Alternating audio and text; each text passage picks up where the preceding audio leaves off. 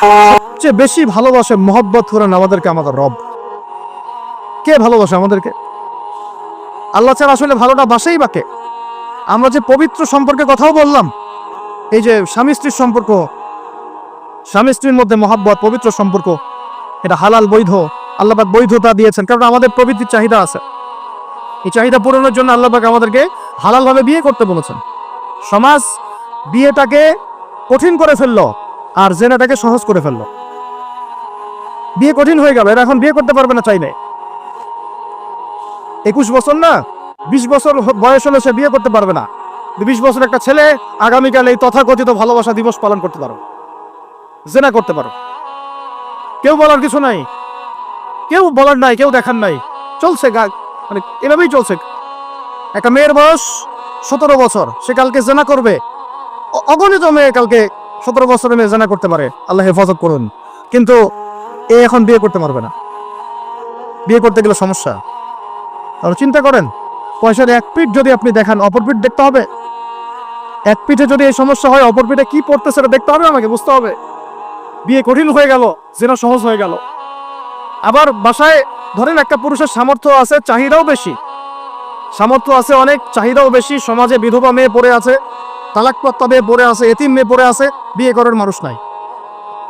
এখন সমাজে যদি কোনো সৎ পুরুষ একাধিক বিয়ে করে, তাকে সমাজে বাঁকা চোখে দেখা হবে। কিন্তু এই পুরুষই যদি বিয়ে না করে, বাইরে আরো 10টা মেয়ের সাথে অকাম কুকাম করে, তাকে কিচ্ছু বলা হবে। বলেছি আমি, কোরআন একদিকে, সুন্নত একদিকে, ইসলাম একদিকে, সমাজ, এই সমাজের তাকদীর খারাপ। এভাবেই নবী সাল্লাল্লাহু আলাইহি ওয়াসাল্লাম পেরেশান ছিলেন কিভাবে সমাজের মানুষকে ফেরানো যায়। আজকে আমরাও পেরেশান। আল্লাহ পাক সবার আগে আমাকে ইসলাহ দান করেন, আমার পরিবারকে দান করেন, আমাদের প্রত্যেক দিনই ভাই বোনকে দান করেন এবং ইস্তেকামাত দান করেন। আল্লাহুম্মা সাব্বিতনা ওয়াজআলনা হাদিয়ান ওয়া মাহদিয়া, আমিন ইয়া রাব্বানা। তো এখন কথা হচ্ছে, এগুলো চলছে আমাদের চোখের সামনেই। কিন্তু দেখেন প্রিয় ভাইয়েরা, আল্লাহ পাক শাস্তি বলেছেন 100 বেত্রাঘাত। কেউ যদি আবার বিবাহিত হয়ে এই কাজ করে, জেনা করে, তাহলে তার শাস্তি কি বলেছেন? বলা হয়েছে কোমর পর্যন্ত মাটিতে পুঁতে ফেলে তাকে পাথর নিক্ষেপ করে হত্যা করতে হবে। এটা কোরআন এবং হাদিসের শাস্তি। আমি 2টা হাদিস বলি আপনাদেরকে, শুনেন, ইয়াংরা শোনেন। এই 2টা হাদিস আজকে ভুলবেন না। আলোচনা অনেক লম্বা হচ্ছে তো অনেক কিছু ভুলে যেতে পারে, এই 2টা হাদিস ভুলেন না। একটা হচ্ছে 3জন ব্যক্তি একবার একটা গুহায় আটকা পড়ছে। 3জন বন্ধু বা ভাই, তার একটা গুহার মধ্যে আটকা পড়ে গেছে। ঝড় হচ্ছে, গুহার মুখটা বন্ধ হয়ে গেছে পাথর দিয়ে, বের হওয়ার কোনো জায়গা নাই। এখানে নিশ্চিত মৃত্যু, কোনো সুযোগই নাই বাঁচার। তারা অনেক চেষ্টা করে বের হতে পারলো না। শেষমেশ তারা বলছে যে আমাদের যদি কোনো নেক আমল থাকে, সে নেক আমলের ওসিলা করে আল্লাহর কাছে দোয়া করি, আল্লাহ চাইলে আজকে আমাদেরকে বাঁচাতে পারে। একজন বলছে, আল্লাহ, আমার মা ছিল, পিতামাতা ছিল, তো মাকে আমি দুধ পান না করি আমার সন্তানদেরকে কখনো খাওয়াতাম না। একদিন গিয়ে দেখি যে মা ঘুমিয়ে গেছে, আমার বাচ্চারা কান্নাকাটি করছে, তবু আমি আমার বাচ্চাকে কান্না অবস্থা রেখেছি, মাকে খাওয়াই নাই, ওদেরকে খাওয়াই নাই। আগে মাকে খাওয়াইছে, তারপর ওদেরকে খাওয়াইছে। আজকে ঘরে ঘরে মাদের সাথে কি আচরণ দেখেন, কি একটা অবস্থা দেখেন, সমাজে কি প্রজন্ম তৈরি করেছেন। মারা এখন বৃদ্ধাশ্রমে চলে যাচ্ছে। শিক্ষিত মা, তাই না? মায়ের পায়ের নিচে আপনার জান্নাত। আর এটাও একটা ব্যাপার, যে মায়েরা আবার হাজরা আলাইহিস সালামের মতো হবেন না, যে মায়েরা সারা আলাইহিস সালামের মতো হবেন না, আয়েশা খাদিজা রাদিয়াল্লাহু আনহুমা তাদের মতো হবেন না, তো আপনাদের গর্ভ থেকে তো এর চেয়ে ভালো সন্তান আশা করা যায় না। সমস্যা সব দিকে আছে না? ও এই দোয়া করার সাথে সাথে একটু সরে গেল, আল্লাহর পক্ষ থেকে এই পাথরটা একটু সরে গেল, সুবহানাল্লাহ। কিন্তু বের হওয়ার জন্য এনাফ না। এরপরে আরেকজন দোয়া করছে যে আল্লাহ, আমার একজন কর্মচারী ছিল, টাকা পাইতো আমার কাছে কিছু, তো সে একদিন বেতন মানিয়ে চলে গেছে। টাকাটা দিয়ে আমি কিছু পশু কিনেছি, মানে গবাদি পশু। এই গবাদি পশু 2টা থেকে 4টা, 4টা থেকে 8টা হতে হতে অনেকগুলো হয়েছে। একদিন অনেক দ্বীপ বসে আসছে, এসে বলছে আমার টাকা দাও। সে বলছে যে এই সবগুলো পশু তোমার, নিয়ে যাও। তুমি কি ইয়ারকি ফাইজলামি করতেছো আমার সাথে? আমার টাকা আমাকে দাও। না, ইয়ারকি ফাইজলামি করতেছি না, এটা তোমার টাকা দিয়ে কেনা ছিল, সবগুলো বংশবৃদ্ধি হতে হতে আজকে এই অবস্থা হচ্ছে। আল্লাহ, তোমার সন্তুষ্টির জন্য যদি এই কাজ করে থাকি, আল্লাহ আজকে আমাকে এই বিপদ থেকে বাঁচাও। পাহাড়ের মুখ থেকে পাথরটা একটু সরে গেল। তৃতীয় ব্যক্তি, আমি এটাই বলতে চাচ্ছিলাম, ইয়াংরা শোনেন ভালো করে। তৃতীয় ব্যক্তি সেজদায় পড়ে আল্লাহকে বলছে, হাত তুলে আল্লাহকে বলছে, আল্লাহ আমার একজন খুব সুন্দরী চাচাতো বোন ছিল, কাজিন, আমি তাকে পাইতে চাইতাম। বুঝেন না, পাইতে চাইতাম মানে কি? তাকে পেতে চাইতাম, অফার করতাম। সে রাজি হয় না, হয় না, হয় না। একদিন সে বলল যে 100 স্বর্ণমুদ্রা দিতে পারলে আমি রাজি। 100 স্বর্ণমুদ্রা দিতে পারলে আমি রাজি। এখন তো এদেরকে স্বর্ণমুদ্রা দেওয়া লাগে না, এমনিই রাজি নাকি? জেনা করার জন্য কি এমনিই রাজি, খালি একটু। আসলে সত্যি কথা বলতে কি, একটা মেয়ে যদি চায় যে আমি আমার ইজ্জত ধরে রাখবো, কোনো ছেলের ক্ষমতা নাই সেই ইজ্জত নষ্ট করে। এটাই সত্য কথা। আমার স্ত্রী এই কথাটা খুব জোরালো ভাবে আমাকে বলে, আমি যখন রাস্তায় হাঁটবো, আমি যদি চাই, তাহলে কোনো মেয়ে, কোনো ছেলে আমার কাছে ঘেঁষতে পারবে না। আমি সুযোগ দিলে তখন ঘেঁষতে পারবে। একটা মেয়ে যদি চায় যে একটা ছেলে আমার সাথে ইটিস পিটিস করুক, সে ছেলে করবেই করবে। একটা মেয়ে যদি চায় যে একটা ছেলে আমার পর্যন্ত আসতে পারবে না, আমি আমার ব্যক্তিত্ব গায়রত বজায় রাখবো, আমি ডিস্টেন্স মেনটেন করবো, আমি কোনো সুযোগ দিব না, ছেলে সুযোগ পাবে না কখনো। এত সহজ না। সর্বোচ্চ তখন কি করতে পারে, ধরে 10 জন মিলে ধরে ওকে জোর করে তার সাথে কিছু করতে পারে। ওরকম কিছু করলে তো আল্লাহর গজব নেমে আসে। ওই যে সারা আলাইহিস সালামকে তুলে নিয়ে গিয়েছিলেন একটা বাদশা, মনে নেই আপনাদের? সারা আলাইহিস সালামকে একটা বাদশা এরকম উঠাই নিয়ে আসছে। আর সারা আলাইহিস সালাম সবচেয়ে সুন্দরী মেয়েদের একজন ছিলেন পৃথিবীর ইতিহাসে, ইব্রাহিম আলাইহিস সালামের স্ত্রী। তখন তিনি হাত বাড়াচ্ছে তার দিকে ধরার জন্য। আর সারা আলাইহিস সালাম তখন বলছে, দাঁড়ান, আমাকে 2 রাকাত নামাজ পড়তে দেন। 2 রাকাত নামাজ পড়ে তিনি আল্লাহর কাছে হাত তুলে বলেন, আল্লাহ তুমি জানো আমি আমার সতীত্ব, আমার ইজ্জত, আমার সম্মান আমার স্বামী ছাড়া আর কারোর সামনে কখনো প্রদর্শন করি না। আজকে এই জালেমের হাত থেকে আল্লাহ তুমি আমাকে বাঁচাও। ওই দিকে ইব্রাহিম আলাইহিস সালাম নামাজে দাঁড়িয়ে গেছে। ওই জালেম বাদশা যখনই হাত বাড়ায়, হাত অবশ হয়ে যায়, মাথা ঘুরে পড়ে যায়। 3বার 4বার চেষ্টা করেছে, তারপর পারে নাই। শেষে বলেছে, তোমরা আমার কাছে কাকে নিয়ে আসছো, নিয়ে যাও আমার সামনে থেকে। পরে উল্টা হাজারা আলাইহিস সালামকে হাদিয়া সহ দিয়ে পাঠিয়ে দিস। একটা মেয়ে চাইলে তার ইজ্জত সম্মান এভাবে রক্ষা করতে পারে। তোমরা জেনায় ছেলেরা লিপ্ত করেছে কারণ তোমরা চেয়েছো বলেই করতে পারছো। তুমি ফেত্তারা ছড়াতা, তুমি বেহায়ের মতো বাইরে বের না হতা, তুমি তোমার চুল খোলা না রাখতা, তুমি তোমার পোশাক ঠিক রাখতা, তোমার কথা ঠিক রাখতা, মিষ্টি মিষ্টি প্রবন্ধিতা না, বাইকের পিছনে বসতা না, চটপটি ফুচকা খাইতা না, এখানে ওখানে আড্ডা মারতা না, কোনো ছেলে তোমার কাছে আসতে পারতো না। তোমরা এই কাজ করেছো, ছেলে আসতে পেরেছে। আপনারা তো কিছু হইলে ছেলেদেরকেই দোষ দেন। ছেলেরা তো এমনি আকর্ষিত হবেই। আমি একজন ছেলে হিসেবে বলতেছি, এটা না তো বিষয়টা। একটা ছেলের ফিতরত এটা, যে তার কাছে সবচেয়ে সুন্দর মনে হবে একটা মেয়েকে। এটা একটা ছেলের ফিতরত, স্বভাব ধর্ম, এটা চুম্বকের মতো আকর্ষণ করবে। আর এর উপর যখন আপনি এটাকে ফ্রি অ্যাক্সেস করে দিবেন, লাইসেন্স করে দিবেন, বেপরদায় বের হবে, গায়ের জামা কাপড়ে ঠিক তাই, হ্যাঁ, তারপর কথাবার্তা মিষ্টি মিষ্টি প্রলোভিত টানতেছে, সিডিউস করতেছে, তখন তো একটা ছেলে মিসগাইডেড হইতেই পারে, স্বাভাবিক। ছেলেরও দোষ আছে, কিন্তু অবশ্যই এখানে মেয়েরও দোষ আছে। আমরা তো অনেক সময় ঢাকা শহরে দেখি রাত 10টা 12টা বাজতেছে, আমরা মাহফিল করে যাচ্ছি, কোনোদিন বাসায় ফিরতে 1টা 2টা 3টাও বাজে। রাত 3টার সময় ছেলে মেয়ে বাইকে করে ঘুরতেছে ঢাকা শহর। ওই মেয়েটার কি বাসায় বাবা নাই, ভাই নাই, কোনো স্বামী বা কেউ নাই, মাহরম কেউ নাই? আমরা সুযোগ দিচ্ছি বলেই তো আমাদের ঘর পর্যন্ত ঢুকতে পারছে। সবার আগে মেয়েদেরকে সত্য হইতে হবে। আর মেয়ের বাবা যারা, আমি তো নিজেও মেয়ের বাবা, আমরা বাচ্চাদের সাথে সময় কাটাই আর ভাবি যা কি যে হবে ভবিষ্যতে, আল্লাহ ভালো জানেন। কিভাবে মেয়েকে মানুষ করব, কিভাবে সতীত্ব রক্ষা করবে আমাদের মেয়েরা। যতদিন পর্যন্ত এদের হাতে মোবাইল ফোন ছিল না, ইজ্জত ঠিক ছিল। মোবাইল ফোনটা যখনই ঢুকেছে, ইজ্জত নষ্ট হয়ে গেছে। যাই হোক, ওই জায়গায় আসেন, ওই ছেলেটা তখন 100 স্বর্ণমুদ্রা অর্জন করেছে, কষ্ট করে আর্ন করেছে। যে আপনাদেরকে বলে যে নিজের পায়ে দাঁড়াও, তারপরে তোমার সাথে রাজি। সে অনেক কষ্ট করে 100 স্বর্ণমুদ্রা অর্জন করে মেয়ের কাছে গিয়েছে, চাচাতো বোনকে বলেছে যে স্বর্ণমুদ্রা নাও, এখন বলো তুমি রাজি না। সে মেয়ে বলছে হ্যাঁ ঠিক আছে। তো এখন দুজনের মধ্যে যা হওয়ার তাই হচ্ছে, এডাল্ট আপনারা সবাই বুঝেন। কিন্তু এখন মূল যে কাজটা, স্বামী স্ত্রীর যে মূল মিলন, এই মিলনটা করার জন্যে সেই ছেলেটা বসছে। হাদিসের মধ্যে আসছে এভাবে, 2 পায়ের মাঝখানে বসে পড়ছে ছেলেটা, এখনই জাস্ট শুরু করবে। তখন ওই মেয়েটা বলে উঠছে যে হে আল্লাহর বান্দা, আল্লাহকে ভয় করো, আমি আমার সতীত্ব কখনো নষ্ট করি নাই, তুমি আল্লাহকে ভয় করো। এই কথাটা যখনই বলছে তখন ওই ছেলের মনের মধ্যে এমনভাবে একটা রিয়াকশন জন্ম নিয়েছে, আল্লাহর পক্ষ থেকে এটা এমন একটা নূর আর হেদায়েত চলে আসছে, ওই অবস্থা থেকে ছেলেটা উঠে চলে গেছে এবং স্বর্ণমুদ্রাও দিয়ে দিচ্ছে, যে স্বর্ণমুদ্রাও আমার দরকার নেই, যা। এবার সেই গুহার মধ্যে বন্দী অবস্থায় আল্লাহর কাছে হাত তুলে দোয়া করতেছে, আল্লাহ তুমি যদি জানো ওই কাজটা আমি তোমার সন্তুষ্টির জন্য করেছিলাম, আজকে আমাকে এই সাক্ষাৎ এই মওতের হাত থেকে বাঁচা। সাথে সাথে এই পাহাড় পাথর সরে গেছে। এই হাদিসটা আমি এই কারণে বললাম, যদি আমি জিনা থেকে বেঁচে থাকতে পারি, ইনশাআল্লাহ তাআলা আল্লাহ পাক সাক্ষাৎ মৃত্যুর মতো এই আযাব থেকেও, বিপদ থেকে আল্লাহ বাঁচাতে পারে। এটা একটা হাদিস, সবাই মনে রাখবে।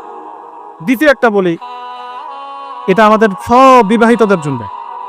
আজকে তো বিবাহিতরাও অভাব নাই, আর আমি আশ্চর্য হয়ে যাই যে বিবাহিত একটা ছেলে, বিবাহিত একটা পুরুষ তার স্ত্রীকে এভাবে বেহায়ার মতো কিভাবে সবার সামনে শো করতে পারে। বিয়ে আপনি করলেন, মোহর আপনি দিলেন, সম্পদ আপনার, তার সতীত্ব আপনার, তার সম্ভ্রম আপনার, আপনি নিজে কেন ওকে এভাবে সবার সামনে উত্থাপন করতেছেন? টিকিট আপনি কাটলেন, সিনেমা সবাই দেখবে, ব্যাপারটা এরকম। কি অবস্থা! আবার কোন কোন ঘরে দেখা যায় স্বামীরা কন্ট্রোল করতে চাচ্ছে, কিন্তু মেয়ে বা স্ত্রী কন্ট্রোলে থাকতে চায় না। স্বামীকে বলে তুমি বেশি হুজুর হয়ে গেছো, বেশি বেশি হুজুর হয়ে গেছো, এই যুগে এগুলো চলে। এই করতে করতে আমাদের সমাজে পরকীয়া ছড়ায় পড়ছে। এখন এই পরকীয়া বলতে কি হাদিসটা কথা মাথা আসছে। আল্লাহর নবী সাল্লাল্লাহু আলাইহি ওয়াসাল্লামের একজন সাহাবী, মহিলা সাহাবী, কি সাহাবী বলেন? এরকম ঘটনা দুই একটা ঘটেছে, আমি একটা বলতেছি খালি। মদিনা মহিলা সাহাবী কোনো একভাবে এরকম একটা অঘটন ঘটে গেছে। মানুষ তো হতে পারে, মানুষ তো পাপ করবে, তাই না? হতে পারে। এখন তিনি গর্ভবতী হয়ে গেছেন। নবী সাল্লাল্লাহু আলাইহি ওয়াসাল্লামের কাছে এসে বলছেন, ইয়া রাসূলুল্লাহ তাহিরনি, আমাকে পবিত্র করেন, আমি অনেক বড় অন্যায় করে ফেলেছি। নবী সাল্লাল্লাহু আলাইহি ওয়াসাল্লাম মুখ ঘুরিয়ে নেন, মুখ ঘুরিয়ে নিয়ে বলেন যে বাসায় যাও, তওবা করো, আল্লাহ মাফ করে দিবে। নবীজি শুনতে চাচ্ছেন না, কারণ শুনলে কোর্টে মামলা আসলে তো বিচার করতে হবে। তিনি বলছেন যে বাসায় যাও, বাসায় যা আল্লাহর কাছে ইস্তেগফার করো, আল্লাহ মাফ করে দিবে। আবার এদিক দিয়ে ঘুরে আস, ইয়া রাসূলুল্লাহ আমাকে পবিত্র করেন, আমি অন্যায় করে ফেলেছি। এভাবে কয়েক দফার পরে নবীজি বলছেন, তুমি কি অন্যায় করেছো? এমন কোন কাজ কি তুমি করেছো? সুরমা দানিতে সুরমা নেয়ার সময় আমরা যেভাবে নেই, এরকম কোন কাজ কি তুমি করেছো? মানে উনি শব্দটা উচ্চারণ করলেন না মুখ দিয়ে, একটা এক্সাম্পল, মিসাল দিয়ে বুঝালেন, তুমি কি এরকম কোনো কাজ করেছো? অ্যাডাল্টারি কোনো কাজ করেছো? তো তিনি বলছেন, হ্যাঁ আমি গর্ভবতী হয়েছি। নবী সাল্লাল্লাহু আলাইহি ওয়াসাল্লাম আমার বিচার করে দেন। তিনি বলছেন যে বাসায় যাও, আগে সন্তান জন্ম দাও, তারপরে দেখা যাক। সন্তান জন্ম হলো, সেই মহিলা আবার এসেছেন, সাহাবী, ইয়া রাসূলুল্লাহ আমার বিচার করে দেন। বলছেন সন্তান জন্ম হয়েছে, হ্যাঁ। এখন সন্তান কি করে? দুধ পান করে, দুধ পান করাও, 2 বছর দুধ পান করাও, তারপরে বিচার করে দেন। 2 বছর দুধ পান করা শেষ, সন্তান এখন শক্ত খাবার খেতে পারে, কোলে করে সন্তানকে নিয়ে আসছেন। নবী সাল্লাল্লাহু আলাইহি ওয়াসাল্লামকে বলছেন যে ইয়া রাসূলুল্লাহ, এই যে আমার বাচ্চা দেখেন খেতে পারে, এখন একে আমার বিচার করে দেন। দেখেন তাদের পরকালের কনসেপ্টটা কেমন ছিল, তাদের পরকালের চেতনা কেমন ছিল। এবার নবী সাল্লাল্লাহু আলাইহি ওয়াসাল্লাম বলেন, তোমাদের মধ্যে কে আছো এই বাচ্চার দায়িত্ব নিতে পারো? একজন আনসারী সাহাবী বলছেন আমি। বাচ্চা তার কোলে দিলেন, দিয়ে বলেন এই তাকে নিয়ে যাও, নিয়ে গিয়ে অমুক জায়গায় নিয়ে তাকে রজম করো। রজম মানে কি ভাই? কোমর পর্যন্ত মাটিতে গেঁথে দিয়ে পাথর নিক্ষেপ করে, এই রজম করতে গিয়ে তার গা থেকে রক্ত ফিনকি বের হয়ে কোন একজন সাহাবীর, সম্ভবত খালিদ ইবনে ওয়ালিদ রাদিয়াল্লাহু আনহুর জুব্বার মধ্যে গিয়ে লেগেছে। তো তিনি কিছুটা তাচ্ছিল্যের স্বরে একটা বাক্য প্রয়োগ করেছেন যে ছি, এটা কেমন হলো? হ্যাঁ, মানে কিছু বলেন নাই, জাস্ট একটা রিয়াকশন দিয়েছেন যে এত। নবী সাল্লাল্লাহু আলাইহি ওয়াসাল্লাম এই কথাটাই বলতে চাচ্ছি আমি। তিনি বলেছেন, হে খালিদ, তুমি থামো, তুমি তাকে এভাবে করো না, আন্ডারস্টিমেট করো না। এই নারী এই অপরাধ করার পরে যে পরিমাণ ইস্তেগফার করেছে, আল্লাহর কাছে তওবা করেছে, তার একার তওবা যদি মদিনাবাসীর মধ্যে ভাগ করে দেওয়া হয় তাও কম হবে। এই ঘটনা একটা ঘটেছে, আরেকজন সাহাবীর সাথে ঘটনা ঘটেছে, পুরুষ সাহাবী। নবীজি বলেছেন তোমরা তাকে তাচ্ছিল্য করো না, কারণ আমি দেখছি সে এখন জান্নাতে সাঁতার কাটতেছে। আর আমরা এই যে পরকীয়া, দেখেন পরকীয়া করলে, পরকীয়ার মাধ্যমে কেউ যদি ব্যভিচার করে ফেলে, নাউযুবিল্লাহ, তাহলে এই পৃথিবীতে বাঁচার অধিকারটা সে হারায় ফেলে। পৃথিবীতে কি হয়? বাঁচার অধিকারটা সে হারায় ফেলে। ঠিক করে এই পৃথিবীতে বাঁচার অধিকারটা সে হারায় ফেলে। নবীজি স্ট্রেট বলেছেন, ফাকতুলুল ফাইলা ওয়াল মাফউলা বিহি, যে করবে যার সাথে করা হবে দুটাকেই ফেলো। কেউ যদি ধর্ষণ করে বাঁচার অধিকারটা হারায় ফেলে। কিছু পাপ আছে যেগুলো করলে তওবা ইস্তেগফার করা যায়, আল্লাহ হয়তো মাফও করে দিবেন, কিন্তু পৃথিবীতে বাঁচার অধিকারটা মানুষ হারায় ফেলে। এটাকে আমরা এইভাবে প্রমোট করতেছি এখন। কে কে এগুলো নিয়ে মানে ফিকির করে এখন? মনে করেন এটা তো আধুনিকতা। অনেকে ওয়াইফ, একটা শব্দ আছে ওয়াইফ সুইপিং, একজনের ওয়াইফকে আরেকজনকে দিবে, ওর ওয়াইফকে সে নিবে, রাগ কাটাবে, নাউজুবিল্লাহ। এটা পশ্চিমা সভ্যতা থেকে আসতেছে, জানেন? চোখ কান খোলা রাখেন, আমরা নিজেরা অনেক বক ধার্মিক সাথে চেষ্টা করতেছি, কিন্তু সমাজটা নষ্ট হয়ে যাচ্ছে। এটাকে সংস্কার করার দায়িত্ব আমাদের। এর উপরে তো আবার বাণিজ্য আছে, যত বেশি বড় বাণিজ্য করো, এটা উপলক্ষে অমুক ছাড়, এইটা উপলক্ষে তমুক, এইটা উপলক্ষে অমুক নাটক, এটা উপলক্ষে অমুক গান, এই উপলক্ষে অমুক সিরিয়াল, এই উপলক্ষে অমুক টেলিফিল্ম। এই যে বাণিজ্য, এগুলো কিন্তু কর্পোরেট জগতে যারা থাকে, এই কর্পোরেট সেকশনে মানুষের একটা বাণিজ্য, একটা দিবসকে কেন্দ্র করে বিশাল একটা বাণিজ্য করে। আপনার ইমান আমল কোথায় যায়? যা কর পকেটে টাকা আসলেই হই। আল্লাহ রাব্বুল আলামিন আমরা সবাইকে এই চলমান জাহেলিয়াতগুলোর বাস্তবতা বোঝার তৌফিক দান করে। অনেক কথা ভাই, বলতে গেলে অনেক কথা, আর একদিনের কথা বলবো। আমরা দোয়া করি আল্লাহ পাক কক্সবাজার এলাকায় এমন একটা দিনের মার্কাজ আমাদেরকে করার তৌফিক দান করেন, যেখান থেকে ইনশাআল্লাহ দিনের আলো পুরা কক্সবাজার সহ পাহাড়ি পার্বত্য এলাকা ছড়িয়ে পড়বে ইনশাআল্লাহ। সমাজ সংস্কার না করতে পারলে আমরা বাঁচতে পারবো না। আপনাদের মধ্যে যাদের সামর্থ্য আছে, কেউ জমি দিয়ে হলে সাহায্য করেন, কারো যদি সামর্থ্য থাকে অর্থ দিয়ে হেল্প করেন, কারো বুদ্ধি আছে বুদ্ধি দিয়ে, পরামর্শ দিয়ে সহযোগিতা করেন। দিনের স্বার্থে, আল্লাহর জন্য, তার রাসূলের দিনকে টিকিয়ে রাখার স্বার্থে, সমাজের জাহিলিয়াতগুলো দূর করার স্বার্থে দিনই মার্কাজগুলো প্রতিষ্ঠা করার কোনো বিকল্প নাই। অযথা একদিনের মাহফিল দিয়ে আমি আসলাম চলে গেলাম, 1 বছর আপনার সাথে আমার দেখা নাই, দিয়ে আপনি সমাজ সংস্কার করতে পারবেন না। এভাবে দিন কায়েম হয় না। ইকামত দিন অনেক কঠিন বিষয়। প্রত্যেক দিন প্রত্যেক রাতের মেহনতের উপর দাঁড়ায় থাকবে ইনশাআল্লাহ। আল্লাহ পাক আমাদেরকে এই বেহায়া দিবসকে বর্জন করার তৌফিক দান করুন। এই পশ্চিমাদের ফাঁদ থেকে আল্লাহ আমাদেরকে বাঁচায় রাখে। আল্লাহ রাব্বুল আলামিন আমাদের সবাইকে যেন এই জেনা, ব্যভিচার, পরকিয়া, তারপরে সুদ, মাদক, সমকামিতা, ট্রান্সজেন্ডার, এই সমস্ত ফিতনা থেকে আল্লাহ আমাদেরকে হেফাজত করেন। আমাদের এই যুবক যুবতীদেরকে আল্লাহ পাক খাস করে এই চলমানের জাহিলিয়াতগুলো থেকে হেফাজত করেন। আমি প্রত্যেক পরিবারের যে ভাই আছেন, যে বাবা আছেন, সতর্ক হয়ে যান। আপনার পরিবারটাকে আপনি শক্ত হাতে দমন করেন, কঠোরভাবে, দেখবেন ইনশাআল্লাহ অ্যাটলিস্ট আপনার ঘরটা পবিত্র রাখেন। সবাই যার যার পরিবারের দায়িত্ব নেই, ইনশাআল্লাহ দেখবেন সমাজ ঠিক হয়ে গেছে। আমার স্ত্রীকে আমি এইসব করতে দিব না, তোর ক্ষমতা আছে করবে, করলে ওকে আমি তালাক দিয়ে রেখে দিব, শেষ, সোজা কথা। ও আমরা এইভাবেই কথা বলি বাসায়, এক কথায় চলবে, এক কথা উঠবে, এক কথায় বসবা, দ্বিতীয় কথা যেন বলতে না হয়। একদিন একটাই শুনে মানে ঝগড়া তুল কালাম হয়ে গেল। আমি রাগ কন্ট্রোল করতে পারলাম না। বলছিলাম যে হাত মোজা ভালো করে পড়তে, হাত কথা বলার সময় দেখেন, যদি আমি হাতে বাবু উঁচু করি দেখা যায় এতটুকু। আমি বাসায় গিয়ে বলছিলাম যে হাত মোজা খুব ভালো করে এই পর্যন্ত পড়তে, এইটুক নিয়ে মনে হয় আমি 10 মিনিট ঝাড়ি দিছি, মানে বকা দিছি আর কি। একদম মাথা নিচু করে শুনছে, একটা কথা বলে নাই। আমি আমার পরিবারটা ঠিক করলে কেন আমার মানে স্ত্রী বাইরে যাবে, কিভাবে যাব? আমি বলতেছি না যে সে বাইরে যাইতে পারবে না, প্রয়োজনে তার প্রয়োজন পূরণ করতে পারবে না, এমন তো না বিষয়টা। বেপর্দা এভাবে যাবে কেন? বেপর্দায় ফিতনার মধ্যে কেন যাবে? আমার মেয়ে, আমি জন্ম দিলাম, আমি বড় করতেছি, আমি খাওয়াই বলতে মানে কি? আমরা উপার্জন করে আমরাই খেতে খাওয়াই নাকি? আমরা ওসিলা না রিজিকের? আমরা কামাই রোজগার করে নিয়ে আসি। আমি খাওয়াই বলতে বোঝাচ্ছি আমরা কামাই রোজগার করে নিয়ে আসি, আমাদের ভালোবাসা দিই, মহব্বত করি, তিলে তিলে আদর মহব্বত দিয়ে বড় করি। আমার মেয়ে কেমন করে বাইরে যায়? কেমন করে বাইরে যান? কোন সাহসে যান? আমি বাবা হয়ে বেঁচে থাকতেও কিভাবে যেতে পার?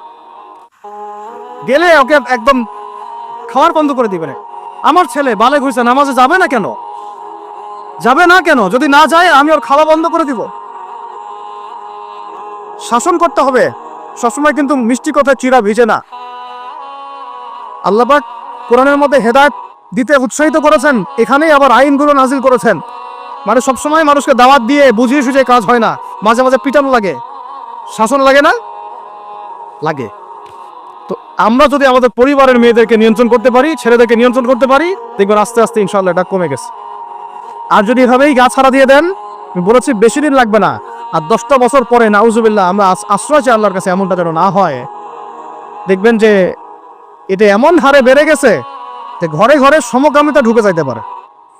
নাউজুবিল্লাহ। এই তাদাত, এই সংখ্যা দিন দিন বাড়তেছে। আপনাদের শহরে, আপনাদের এই অনেক অনেক, এই যে এখানে আমি অনেক মাহফিল করেছি, অনেকেই আমাকে চিরকুট দিয়েছিলেন যে ভাই এখানে বেড়ে যাচ্ছে, এই বিষয়ে কিছু বললেন। চিন্তা করেন, ভিতরে ভিতরে এগুলো চলতেছে, হোটেলে হোটেলে চলতেছে। আপনারা ভালো মানুষ যে বসে থাকলে হবে না।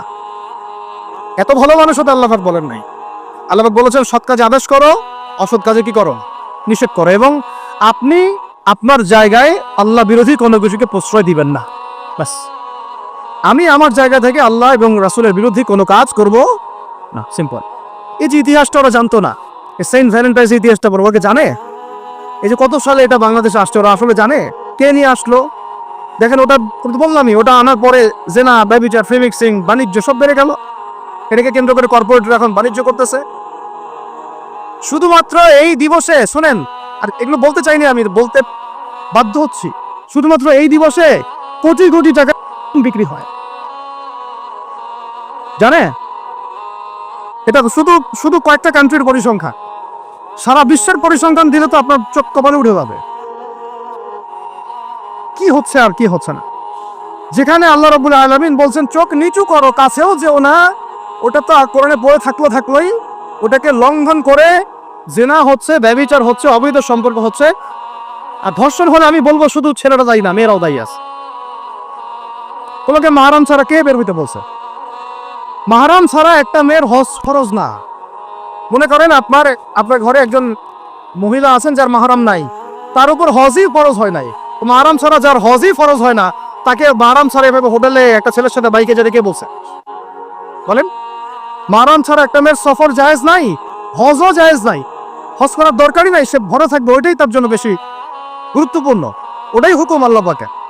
আর সে মাহরাম ছাড়া এইভাবে এখানে ওখানে ঘুরে বেড়াবে, ছেলের সাথে আড্ডাবাজি করবে, টাঙ্কি মারবে, চটপটি ফুচকা খাবে, এরপর 4-5টা ছেলে মিলে ওকে ধর্ষণ করে দিলে সব ছেলে দোষ ওই ছেলের উপর আসবে? আমার তো মন চায় যে প্রথমে আগে এই মেয়েগুলোকে শায়েস্তা করি। হ্যাঁ, ছেলেগুলোকে তো করবোই, আগে মেয়েগুলোকে করি। শুধুমাত্র ওয়াজ নসিহত করে কাজ হবে না, সবাইকে কঠোর হতে হবে। আপনি আমাকে বলেন তো দেখি, আপনার মেয়ে কোন একটা ছেলের সাথে অবৈধ সম্পর্ক করেছে, আপনি কি এটা মেনে নিবেন? আপনারা যে কেউ হন, এখানে অনেক প্রশাসনের ভাই আছেন আমি জানি, ঊর্ধ্বতন কর্মকর্তাও আছে এখানে, আমি জানি। এখানে আমার লেকচার রেকর্ড হচ্ছে, এটা আমি জানি। আপনি আমাকে বলেন বা আপনার সিনিয়রদেরকে বলান, এই কথাগুলো মেসেজ পৌঁছান। তাদের ঘরে যদি তাদের মেয়ে কোনো ছেলের সাথে অবৈধ সম্পর্ক করে, তারা কি মেনে নিবে? তাদের মেয়েকে যদি কেউ ধর্ষণ করে, তারা কি মেনে নিবে? আপনার ছেলেটা যদি সমকামী হয়, আপনি কি মেনে নিবেন? আপনার বাসায় যদি কালকে একটা ছেলে এসে বলে যে, আপনার মেয়ে এসে বলে যে বাবা আমি ওকে ভালোবাসি, ওর সাথে বিয়ে করার আগে আমি যৌন সম্পর্ক করে ফেলছি, আপনি কি মেনে নিবেন? আপনি যদি জানতে পারেন কালকে আপনার মেয়ে গর্ভবতী হয়ে গেছে, আপনি কি মেনে নিবেন? জানেন কালকে আপনার ছেলে আপনাকে এসে বলছে বাবা আমি একটা ছেলেকে নিয়ে আসছি, ও ছেলেটা আসলে বাইরের ছেলে, ভিতরে ভিতরে মেয়ে, তাই আমরা বিয়ে করে ফেলছি, আপনি কি মেনে নেবেন? এটা নবী সাল্লাল্লাহু আলাইহি ওয়াসাল্লামের ফিলোসফি ছিল। একজন সাহাবী এসে বলেছিলেন ইয়া রাসূলুল্লাহ আমি ইসলামের সব মানতে প্রস্তুত আছি, খালি আমাকে জেনা করার অনুমতি দেন। নাউজুবিল্লাহ। সাহাবীরা রাগ হয়ে গেছেন, এই কার সাথে কি কথা বলো? বেয়াদবি করে নবী সাল্লাল্লাহু আলাইহি ওয়াসাল্লাম বলেন দাঁড়াও দাও তাকে ছাড়ো, আমি বুঝাচ্ছি। নবীজি তখন বললেন দেখো তুমি যে প্রস্তাবটা আমাকে দিলা, ইসলামের সব তোমার ভালো লাগে, কিন্তু জেনা করতে চাচ্ছ, তো এখন বলো তো দেখি তোমার মায়ের সাথে কেউ যদি এমন করে তুমি কি রাজি হবা? সে বলছে না। তোমার খালার সাথে করলে না, তোমার বোনের সাথে না, তোমার স্ত্রীর সাথে না, তাহলে যেটা তুমি অন্যের ক্ষেত্রে চাচ্ছ না, পছন্দ করো না, সেটা কেন তুমি তোমার ক্ষেত্রে চাচ্ছ? এভাবে চিন্তা করলে আমাদের আর কথা বলার দরকার আছে? আল্লাহ পাক আমাদের সবাইকে কথাগুলো বোঝার তৌফিক দান করে। এখন শেষ করে দিচ্ছি এই পয়েন্ট থেকে। দেখেন, আমাদেরকে সবচেয়ে ভালোবাসেন আমাদের রব আল্লাহ। সত্যিকারের ভালোবাসার ডেফিনেশনটা হচ্ছে যে আপনি নিঃস্বার্থভাবে কাউকে ভালোবাসেন। আমাদের আশপাশে যারা আছে, যারা হালাল, ইভেন হালাল, আমার মা, আমার বোন, আমার বাবা, আমার স্ত্রী, আমার ছেলে, আমার মেয়ে, এদেরও যদি কখনো স্বার্থে আঘাত পড়ে, দেখবেন সেও আপনার পাশ থেকে সরে যাচ্ছে। এমন হয়নি কখনো? আপনার বন্ধু, আপনার ব্যবসার পার্টনার, আপনার বস, আপনার কলিগ, ওদের সাথে আঘাত হলে ওরাও সরে যাচ্ছে পাশ থেকে, জিগরি দোষ সরে গেল পাশ থেকে, হয় না এমন? ভালোবাসা দুই প্রকার, বলেন কয় প্রকার? আমার সাথে বলেন, এখানে শেষ করে দিব 10টা মিনিট। ভালোবাসা কয় প্রকার? একটা হচ্ছে নিঃস্বার্থ ভালোবাসা। কি স্বার্থ? কোনো স্বার্থ নাই, নিঃস্বার্থভাবে ভালোবাসা। আরেকটা হচ্ছে কোনো না কোনো স্বার্থ জড়িত আছে এমন ভালোবাসা। আপনার স্ত্রীর চাহিদাও যদি আপনি পূরণ করতে ব্যর্থ হন, দেখবেন স্ত্রীর সাথে আপনার গন্ডগোল লেগে যাচ্ছে, যদিও সে হালাল বৈধ। আমি তো অনেকদিন বলেছি, অনেকদিন আগেও বলেছি, 5 বছর 6 বছর আগে, যে মানুষ আসলেই মানুষের অবস্থানকে মূল্যায়ন করে, ভিতর থেকে মানুষকে শুধু মূল্যায়ন করে আল্লাহ রাব্বুল আলামিন। না হলে কি হতো? এই যে এত অন্যায় আমরা করেছি, আল্লাহ পাক কি আমাদেরকে ছেড়ে দিয়েছেন, ফেলে দিয়েছেন, গজবে ধ্বংস করে দিয়েছেন? এই যে আল্লাহ পাক যে আমাদেরকে মহব্বত করেন, ভালোবাসেন, তার প্রমাণ এগুলো। আল্লাহ পাক চান যে আমরা যেন ফিরে আসি। আল্লাহ পাক বলছেন, সারা দুনিয়ার সমান গুনাহও যদি সে করে ফেলে, আসমানের সমানও গুনাহ করে ফেলে, খালি তওবা করে ফিরে আল্লাহকে বলবে, আস্তাগফিরুল্লাহাল্লাযী লা ইলাহা ইল্লা হুয়াল হাইয়ুল কাইয়্যুম ওয়া আতুবু ইলাইহি। আল্লাহ পাক বলছেন, খালেস তওবা করলে গুনাহ তো মাফ করে দিবই, আগের গুনাহগুলোকে নেকি দিয়ে পরিবর্তন করে দিই। না ভালোবাসা না? আল্লাহ পাক সৃষ্টি করেছেন আমাদেরকে ভালোবেসে। কোরআন খোলেন, সূরা সাদ পড়েন, সূরা সাদের মধ্যে দেখবেন আল্লাহ বলছেন, খালাকতু বিয়াদি মা মানাআকা আল্লা তাসজুদা, খালাকতু বিয়াদি, মানে তুমি ইবলিস কেন তাকে সিজদা করলে না যাকে আমি নিজ হাতে সৃষ্টি করেছি? এটা মহব্বতের বহিঃপ্রকাশ না? আল্লাহ আমাদেরকে নিজ হাতে সৃষ্টি করেছেন। আল্লাহ পাকের হাত কেমন এটা আমরা ব্যাখ্যা করতে যাব না, এই হাতের অর্থ কি সেটাও ব্যাখ্যা করার, তাবিল করার দরকার নাই। কোরআনে আসছে যেভাবে সেভাবে আমরা ঈমান রাখবো, ঠিক আছে ভাই? এখানে আবার অনেক তালগোল পাকায় ফেলে এবং বিভ্রান্ত হয়ে যায়, এদিকে যাওয়ার দরকার নাই। এখানে বোঝানো হচ্ছে আল্লাহ রাব্বুল আলামিন আমাদেরকে মহব্বত করে সৃষ্টি করেছে। এই পুরো সৃষ্টি জগৎটাই তো আল্লাহর মহব্বতের বহিঃপ্রকাশ। সবকিছু এত নিপুণ ভাবে চলতেছে, এটা মহব্বতের বহিঃপ্রকাশ না? আল্লাহ পাক তো বরং বলেছেন পুরো সৃষ্টি পরিবারটাই আল্লাহর আহাল, আল্লাহর পরিবারের অন্তর্ভুক্ত, সুবহানাল্লাহ। এমনকি আল্লাহ পাক আমাদেরকে বলেছেন, তোমরা জমিনবাসীর সবার উপর রহম করো, ইরহামু মান ফিল আরদ ইয়ারহামুকুম মান ফিস সামা, তোমরা সবার উপর রহম করো, দয়া করো। দয়া রহম এটা তো মহব্বতের একটা অংশ। তোমরা সবার উপর দয়া করো, রহম করো, মহব্বত করো। এটা কি হবে? তাহলে আল্লাহ পাক আসমানে যিনি আছেন, আল্লাহ পাক তোমাদের উপর রহম করবে ইনশাআল্লাহ। আমরা সেই মহান সত্তার ভালোবাসার থেকে বের হয়ে হারাম এই যৌন ভালোবাসার দিকে যাওয়ার চেষ্টা করেছি। আসলে এটা ভালোবাসা না, যৌনতা, এর দিকে যাওয়ার জন্য এইসব করছি। আল্লাহ পাক আমাদেরকে মাফ করে যেন হেদায়েত দান করে। আল্লাহ পাক কত ভালোবাসেন এটা নিয়ে বলতে গেলে আজকে রাত শেষ হবে। দেখেন, আল্লাহ রাব্বুল আলামিন আদম আলাইহিস সালামকে সৃষ্টি করেছেন, করে সমস্ত নাম শিক্ষা দিয়েছে। নাম মানে হলো ইলম। নাম মানে কি? ভালো নাম আসলে আল্লাহ পাক কাউকে সবচেয়ে সেরা কিছু দান করেন। সূরা ৩ আল্লাহ পাক কি বলেছেন? ওয়া তিনি ওয়া যাইতুন, এগুলো শপথ করে, লাকাদ খালাকনাল ইনসানা ফি আহসানি তাকওয়িম, মানুষকে সবচেয়ে শ্রেষ্ঠ কাঠামো আল্লাহ পাক দিয়েছে, দেন নাই? তো কাউকে যদি মহব্বত না করা হয়, তাকে আপনি সবচেয়ে সেরাটা কি দিতে পারবেন? আল্লাহ পাক আমাদেরকে মহব্বত করেন, ভালোবাসেন, এবং আল্লাহ চান আমরাও যেন তাকে মহব্বত করি, তাকে ভালোবাসি। এবার আমরা যদি কাউকে ভালোবাসি, আল্লাহর জন্য ভালোবাসবো। কাউকে ঘৃণা করি, আল্লাহর জন্য ঘৃণা করব। মহব্বত আল্লাহর জন্য, ঘৃণাও তার জন্য, আল্লাহর জন্য। আল্লাহ পাক সমস্ত ইলম শিক্ষা দিলেন, এটা কি ভালোবাসার বহিঃপ্রকাশ না?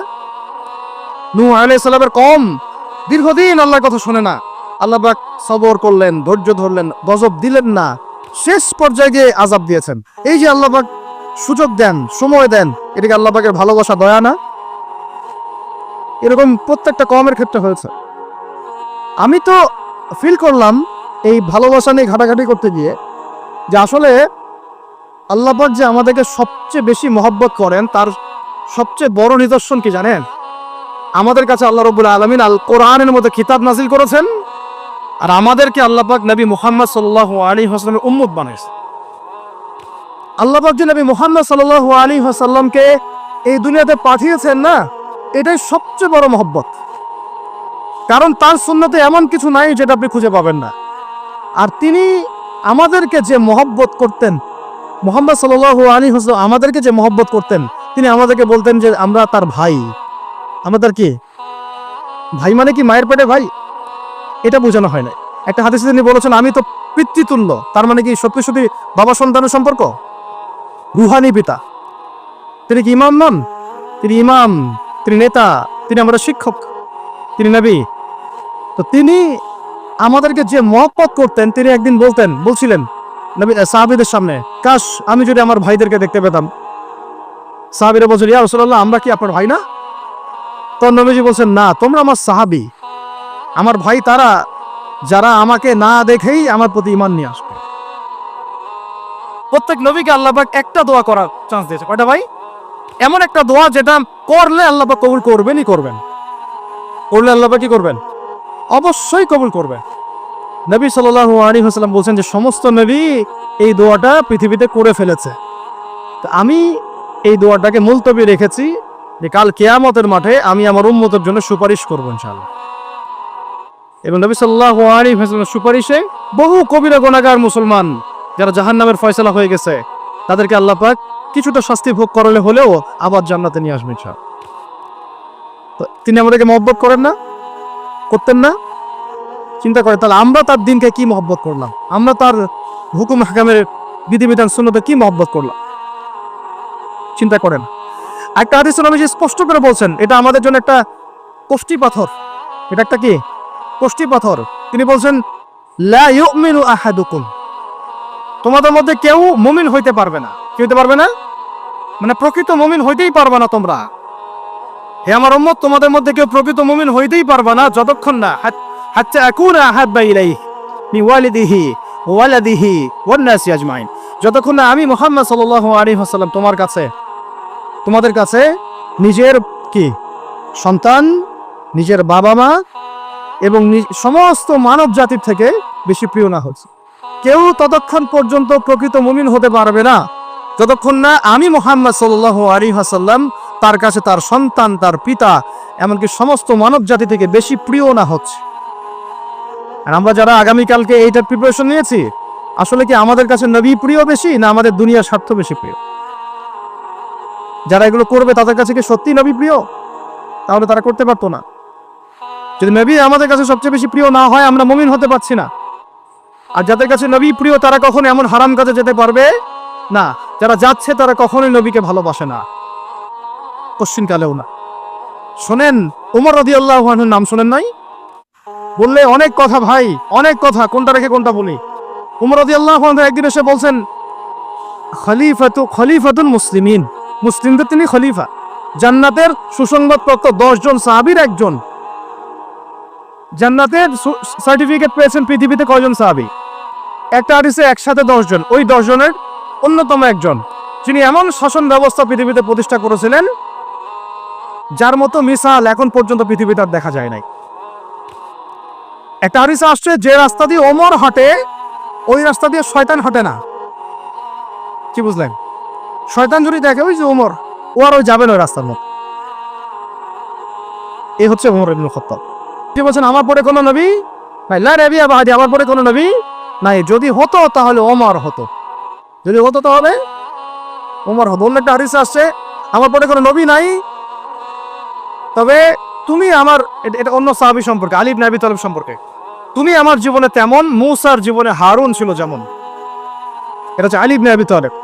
তো এখানে কথা হচ্ছে, ওমর রাদিয়াল্লাহু আনহুর মতো মানুষ নবীর কাছে এসে বলছেন সাল্লাল্লাহু আলাইহি ওয়াসাল্লাম, ইয়া রাসূলুল্লাহ ওয়াল্লাহি লা উহিব্বুক, আল্লাহর কসম করে বলছি আমি আপনাকে অনেক মহব্বত করি, ইল্লা মিন নাফসি, আমার নফসের চেয়ে বেশি না। মানে আমি আমার জানের চাইতে আপনাকে বেশি মহব্বত করি না। কথা কি বুঝতে পারছেন কি? মানে আমি আপনাকে অনেক মহব্বত করি ইয়া রাসূলুল্লাহ, সবকিছু থেকে বেশি মহব্বত করি, সেটা আমার নিজের জানের চেয়ে বেশি না। নবী সাল্লাল্লাহু আলাইহি ওয়াসাল্লাম বলেন, লা ইয়া ওমর, এখনো মুমিন হওনি ওমর। কাকে বলছেন? জান্নাতের সার্টিফিকেট প্রাপ্ত একজন মানুষকে, লা ইয়া ওমর, এখনো হওনি। তখন নবী সাল্লাল্লাহু আলাইহি ওয়াসাল্লামকে তিনি একটু পর আবার বলছেন, ইয়া রাসূলুল্লাহ ওয়াল্লাহি আলান, এখন লা হাব্বা ইলাইয়া মিন কুল্লি শাই হাত্তা মিন নাফসি, এখন থেকে আপনি আমার কাছে সবচেয়ে বেশি প্রিয় সবকিছু থেকে, এমনকি আমার নফসের থেকেও বেশি প্রিয়। তখন নবীজি বলেন, আলান ইয়া ওমর, হ্যাঁ এখন ওমর, এখন তুমি মুমিন হলে। তাহলে যারা আমরা নবীর সুন্নতের খেলাফ এইসব অপসংস্কৃতি, নোংরামি, জেনা, ব্যভিচার, কনসার্ট, নাটক, সিনেমা, পরকিয়া, এইসব তথাকথিত ভালোবাসা দিবস, এই জেনা দিবসগুলো পালন করছি, আমরা কি আসলেই নবীকে ভালোবাসি? আমরা কি সত্যি আল্লাহকে ভালোবাসি? আল্লাহ পাক আমাদেরকে বোঝার তৌফিক দান করেন, জাহিলিয়াত থেকে ফিরে আসার তৌফিক দান করেন। এরকম প্রচুর ঘটনা। ভালোবাসা তো এগুলোর নাম। ভালোবাসা কাকে বলে জানেন? সাহাবীরা বাসায় যেতেন, আবার দৌড় দিয়ে আসতেন নবী সাল্লাল্লাহু আলাইহি ওয়াসাল্লামের চেহারাটা একটু দেখার জন্য। এটা হলো ভালোবাসা। আপনারা যদি ওমরা করতে যান, হজ করতে যান, দেখবেন বারবার আপনার নবী রওজায় গিয়ে সালাম দিতে মন চাইবে, যে আরেকবার দেখা করে আসি, আরেকটু দেখা করে আসি, আরেকবার সালাম দিয়ে আসি। ভালোবাসা কোনো স্বার্থ আছে এখানে? নবী সাল্লাল্লাহু আলাইহি ওয়াসাল্লাম কি আমাদের কাছে কোনো স্বার্থ দাবি করেছেন? আল্লাহ করেছেন। এগুলো ভালোবাসা। এই ভালোবাসা হলো প্রকৃত ভালোবাসা। আর এগুলো যেটা চলছে এটা হচ্ছে যৌনতা। এগুলো কি চলছে? যৌনতা। ভালোবাসার নাম দিয়েছে এখন যৌনতা। এগুলো ভালোবাসা না, এগুলো পাশবিকতা, প্রবৃত্তির দাসত্ব। প্রবৃত্তি মানে মন যা চাই তাই করতে চাচ্ছে। আপনার মন চাইছে একটা মেয়ের সাথে রাত কাটাবেন, এটাকে আপনি ভালোবাসা নাম দিলেন, কিন্তু এটা হচ্ছে ভালোবাসা না, এটা কি প্রবৃত্তি, পশুত্ব, দাসত্ব, পশুত্বের দাসত্ব করছে। আল্লাহ পাক আমাদেরকে কথাগুলো বোঝার তৌফিক দান করে। এরকম সাহাবীরা কত ত্যাগ করেছেন। তালহা রাদিয়াল্লাহু আনহুর নাম শুনেন না অনেকেই। নবী সাল্লাল্লাহু আলাইহি ওয়াসাল্লাম উহুদ যুদ্ধের দিন সংকটময় একটা অবস্থায় ছিলেন। তালহা রাদিয়াল্লাহু আনহু একা নবী সাল্লাল্লাহু আলাইহি ওয়াসাল্লামকে ঢাল হিসেবে পিঠ পেতে দিয়ে আছেন, উনার দিকে কোনো তীর যেন আসতে না পারে। শেষে দেখা গেল তার গায়ের মধ্যে 40 থেকে 50টা তরোয়ারের আঘাত আছে, তীরের খোঁচা আছে, বর্ষার খোঁচা আছে। এই অবস্থায় তিনি নবীকে কাঁধের মধ্যে নিয়ে উহুদ পাহাড়ে উঠেছেন, নবীকে সেভ করার জন্য। এটা ভালোবাসা। এটা কি? কোন স্বার্থে? কিসের স্বার্থে? জান্নাতের স্বার্থে। একজন সাহাবী বাড়ি নির্মাণ করেছেন, তো নবী সাল্লাল্লাহু আলাইহি ওয়াসাল্লাম দেখে একটুখানি, মানে হয় না, তুমি কে, কার বাড়ি এটা? বললেন আচ্ছা অমুক সাহাবীর বাড়ি। নবীজি একটু ভ্রু কুঞ্চিত করলেন, পছন্দ করলেন না, কিছু মুখে বলেন নাই, মুখে কিছু বলেন না, খালি একটু অসন্তুষ্ট হয়েছেন, এক্সপ্রেশন দেখতে বোঝা যাচ্ছে। তখন ওই সাহাবীকে জানানো হলো, তোমার বাসার সামন দিয়ে তো আল্লাহর নবী সেদিন হেঁটে গেলেন। তারপর আমার বাসা দেখে, তোমার বাসা দেখে আল্লাহ নবী সাল্লাল্লাহু আলাইহি ওয়াসাল্লাম তো অসন্তুষ্টি প্রকাশ করেছিলেন, মুখে কিছু বলেন নাই, এক্সপ্রেশন ছিল একটু অসন্তুষ্টিমূলক। 3 দিনের মধ্যে সেই বাড়ি ভেঙে গুড়িয়ে দিয়েছে। যে বাসা দেখে আল্লাহ নবী সন্তুষ্ট হন, আমি বাসা রাখবই না। ভালোবাসা কিসের জন্য? কার জন্য? কার স্বার্থে বলেন? আল্লাহর জন্য, জান্নাতের জন্য, আল্লাহর স্বার্থে, আল্লাহর জন্য। কতগুলো বলে শেষ করবো আপনাদেরকে। সাদ বিন আবি ওয়াক্কাস রাদিয়াল্লাহু আনহু উহুদ যুদ্ধে এইরকম করে তীর নিক্ষেপ করছেন। আল্লাহ নবী বলছেন, ইয়া সাদ, হে সাদ, তীর ছোড়ো, তোমার জন্য আমার পিতামাতা কুরবান হোক। আশপাশে 9 জন ছিল, তার মধ্যে একজন করে শহীদ হতে শেষে 2 জন বেঁচে থাকলো, সাদ বিন আবি ওয়াক্কাস, তালহা বিন উবাইদুল্লাহ রাদিয়াল্লাহু আনহু। এগুলো তারা কেন করেছেন? ভালোবাসার জন্য। কতগুলা বললে শেষ করবো আপনাদেরকে বলেন। নবী সাল্লাল্লাহু আলাইহি ওয়াসাল্লামের কাছে একজন সাহাবী আসলে ইসলাম কবুল করতে এসে হাতের মধ্যে কিছু বালা, আংটি থাকে না, এগুলো ছিল, এগুলো খুলে ফেলে দিয়েছেন নবী সাল্লাল্লাহু আলাইহি ওয়াসাল্লাম, খুলে ফেলে দিয়েছেন। তো একটা খুব দামি সোনার আংটি ছিল, ফেলে দেওয়ার পরে অনেকে বলছে, তুমি তখন মুসলিম হয়েছো, ইসলাম কবুল করেছো, তো আচ্ছা ঠিক আছে, ওইটা না হয় নবীজি পড়তে নিষেধ করেছেন, তুমি ওইটা নিয়ে বিক্রি করে দাও, বিক্রি করে না হয় ওই টাকাতে অন্য কিছু করো। তুমি বলছেন কখনো না, আমার হাত থেকে আল্লাহ নবী খুলে একটা জিনিস ফেলে দিয়েছেন, আমি সেটা আবার নিতে যাবো? কিসের জন্য এগুলা? এটা ভালোবাসা, মুহাব্বত। আল্লাহ পাক এটাই কোরআনে বলছেন, কুল, হে নবী আপনি বলে দিন, ইন কুনতুম তুহিব্বুনাল্লাহ, তোমরা যদি আল্লাহকে মহব্বত করেই থাকো, ভালোবাসা দাবি করেই থাকো, ফাত্তাবিউনি, তাহলে নবীর আনুগত্য করো, ইউহিব্বুকুমুল্লাহ, তখন আল্লাহ তোমাদেরকে ভালোবাসবে, ওয়া ইয়াগফির লাকুম যুনুবাকুম, তোমাদের সব গুনাহ আল্লাহ মাফ করে দিবেন, আল্লাহু গফুরুর রহিম। এই হলো ভালোবাসা। ভালোবাসা মানে কি? ভালোবাসা মানে হচ্ছে আস-সামউ ওয়াত তাআ, আমি নবী এবং আল্লাহ এবং তার রাসূলের কথা শুনবো এবং আনুগত্য করব, শুনবো এবং এর নাম ভালোবাসা। শুনবো, আনুগত্য করবো, তাহলে আমরা কি শুনবো, কি আনুগত্য করবো? আমাদেরকে প্রথমে কোরআন পড়তে হবে, কোরআনের অনুবাদ জানতে হবে, কোরআন অনুযায়ী জীবন করতে হবে, 5 ওয়াক্ত নামাজ পড়বো ইনশাআল্লাহ, হালাল খাবো, যাকাত দিব, রমজানের সওম রাখবো, নবীর সুন্নাহ অনুযায়ী জীবনযাপন করব, এবং সুন্নাহ বিরোধী, কোরআন বিরোধী, ইসলাম বিরোধী কোনো কাজে আমি লিপ্ত হব না। এই তো ভালোবাসা। এই ভালোবাসা যদি বহিঃপ্রকাশ ঘটাতে আমরা ব্যর্থ হই, নিজেও ধ্বংস হব, পরিবারও ধ্বংস হবে, আমাদের পরের প্রজন্মও ধ্বংস হবে, সমাজও ধ্বংস হয়ে যাবে। আল্লাহ পাক আমাদেরকে বোঝার তৌফিক দান করে নেন। আজকের মতো এখানে শেষ করে, অনেক লম্বা আলোচনা হয়ে গেল। যদি কারো কোনো প্রশ্ন থাকে সেটা আপনারা লিখিত আকারে করতে পারেন, আমি অ্যান্সার দেওয়ার চেষ্টা করবো ইনশাআল্লাহ। রাত 12:30 বাজতেছে, তো শেষ করার আগে আমি জাস্ট 2টা মিনিট সময় নিচ্ছি। আমার সাথে সবাই বলেন, আমরা, দাঁড়ান আমি একটা বলি, একটা করে বলি, আমরা নবী সাল্লাল্লাহু আলাইহি ওয়াসাল্লামের শেখানো রাস্তার বাইরে যাব না ইনশাআল্লাহ। আমরা আল্লাহ রাব্বুল আলামিনের মহব্বত শুধু মুখে দাবি করবো এমন না, কাজে প্রমাণ করবেন ইনশাআল্লাহ। আমরা তার রসুলের মহব্বত শুধু মুখে দাবি করব না, কাজে প্রমাণ করবেন ইনশাআল্লাহ। আল্লাহ এবং তার রসুলের বিরোধী কোনো কাজে আমি কোনোদিনও লিপ্ত হব না ইনশাআল্লাহ।